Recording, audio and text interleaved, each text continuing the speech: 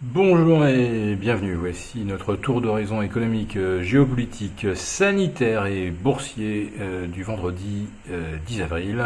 Et pour comprendre comment tourne cette planète finance qui tourne à la folie, c'est sur la bourse au quotidien et nulle part ailleurs. Et l'épisode du jour s'intitulera La Fed abolit l'économie de marché et ça ne va probablement pas marcher. Oui, la Fed a fait une annonce jeudi à 14h30 qui nous a laissé pantois, sidérés. La Fed lance un plan de soutien de 2300 milliards de dollars. Bon, ça, on se doutait bien depuis lundi. Et l'envolée lyrique de 8% du Dow Jones et du Russell 2000, on se doutait bien qu'il allait y avoir une grosse annonce cette semaine.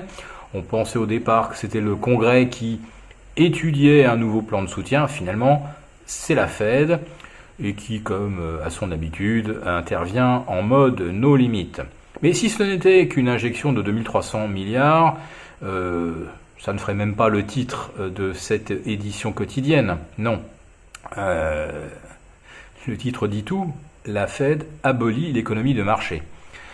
La Fed annonce, en quelque sorte, que personne ne fera faillite dans un avenir prévisible. Alors, est-ce que c'est 3, 6, 9, 12 mois? On n'en sait rien. En effet, vous savez que pour fournir des liquidités aux banques, la Fed acceptait en contrepartie soit des bons du Trésor, soit des équivalents bons du Trésor, autrement dit des émissions d'entreprises parapubliques bénéficiant de la garantie de l'État. Et la Fed pouvait également accepter comme collatéral des émissions obligataires double, triple A, émanant donc d'entreprises ou de collectivités locales. Donc je le répète, pour fournir des liquidités, la Fed acceptait comme collatéral des émissions de type A, double A, triple A,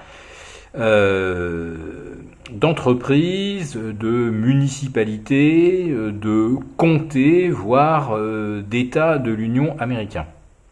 Eh bien, la Fed vient de s'autoriser à acheter des émissions de catégorie double B, du triple B-, high yield, alors que ça lui est strictement interdit. En fait, elle fait jouer une disposition de ses statuts qui est l'intervention d'urgence. En quelque sorte, c'est un petit peu comme un État qui décrète l'état d'urgence. Là, en fait, elle décide du jour au lendemain qu'elle peut absolument tout s'autoriser, tous les types de rachats d'actifs. Alors, elle va, on va dire, s'abriter derrière une entourloupe.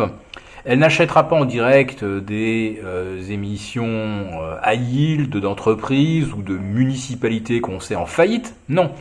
Elle va acheter des ETF obligataires. ETF obligataires, qu'est-ce que c'est? Eh bien, c'est exactement la même chose que les paquets de dettes subprime des années 2006, 2007, 2008. Vous savez, vous avez une banque qui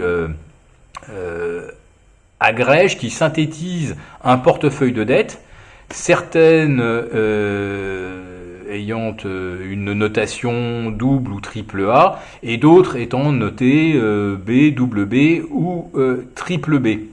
Cette disposition de la Fed va donc lui permettre de faire comme si les tranches, les paquets de dettes qu'elle achète étaient tous du double ou du triple A, alors qu'on sait qu'à l'intérieur, il y a de pures daubes des emprunts qui feront défaut ou qui sont déjà considérés comme en défaut.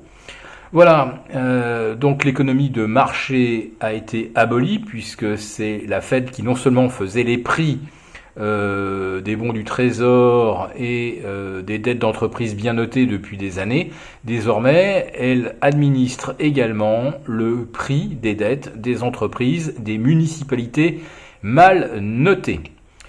Alors, sans surprise, Wall Street a apprécié la nouvelle, mais franchement, 1,5% de hausse sur le Dow Jones, 0,7 sur le Nasdaq, on ne peut pas dire que ça a été un feu d'artifice.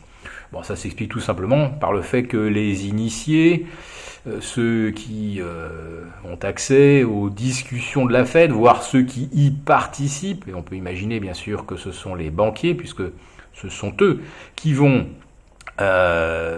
accorder des crédits à tout va et qui ensuite refourgueront ces dettes à la Fed à 95%, ils conserveraient 5% du risque. Donc des banquiers bien informés ont évidemment payé comme des fous le marché lundi, dans ce qui nous apparaissait déjà comme un probable délit d'initié, et nous en avons maintenant la confirmation. Alors l'un des enjeux également de la séance de jeudi, parce que là l'annonce de la Fed n'était pas du tout attendue, c'était la réunion de l'OPEP, et qui s'est soldée par un échec majeur. On peut dire d'ailleurs un grand merci à Reuters, qui nous a fait rêver en expliquant savoir que l'OPEP allait s'accorder sur une réduction de 20 millions de barils par jour, alors qu'en fait ce n'est que 10, et bien sûr c'est une plaisanterie, puisqu'on sait que les excédents de production journaliers aujourd'hui sont supérieurs à 30 millions de barils. Alors Reuters a fait bondir le pétrole WTI de 25 vers 28, et ensuite, eh bien, lorsqu'on a eu le communiqué final et officiel, le baril est retombé sous les 23. Alors, pour Reuters, je ne sais pas si on peut parler d'une fake news ou on va dire d'une information mal étayée. En tout cas, Reuters est responsable d'un mouvement de porte de saloon d'une violence jamais observée au cours des dernières décennies.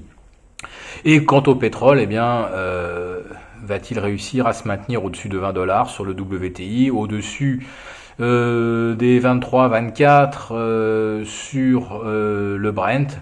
La question aujourd'hui est complètement ouverte. On espérait en tout cas qu'un accord de l'OPEP soutenant le pétrole permettrait aussi au secteur pétrolier de se refaire, et donc d'apporter du soutien à l'ensemble de la cote. Eh bien, hier, qu'est-ce qu'on a vu? On a vu surtout les valeurs menacées de faire faillite exploser à la hausse, puisque la Fed a expliqué donc que personne ne ferait faillite. Autrement dit, hier, pour gagner beaucoup d'argent, il fallait acheter les tocards et rester à l'écart des bons élèves. Alors là, je veux dire qu'en matière de subversion, on ne fait pas mieux. Tout ça a permis en tout cas au S&P de revenir à 2008, au Dow Jones de tutoyer les 24 000. Ces niveaux, évidemment, ne sont pas liés au hasard. C'est 50% de retracement de la baisse du 19 février au 23 mars. On est revenu sur les plus hauts de fin mai, voire début juin 2019.